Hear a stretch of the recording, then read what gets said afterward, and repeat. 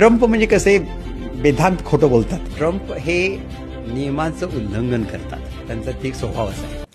बरं, कसं आहे अमेरिकेत की त्यांना बाहेरून आलेला माणूस डॉक्टर म्हणून चालतो, IT कन्सल्टंट म्हणून चालतो, पण आपला राज्यकर्ता ती जागा फक्त त्या गोऱ्या लोकांच्यासाठी किंवा काही विशिष्ट काळ्या लोकांच्यासाठी राखून ठेवलेली जागा आहे. तर माझ्याबद्दल मोदींना पूर्ण काही कल्पना होती, मला काही सांगायची जरुरीच पडली नाही. तर मला ते म्हणाले की अहो ठाणेदार, तुमच्याबद्दल मला मुझे सब मालूम है आपके बारे में. जब आप इलेक्शन में जीत गए कांग्रेस के, तब मैं आपके गांव में था.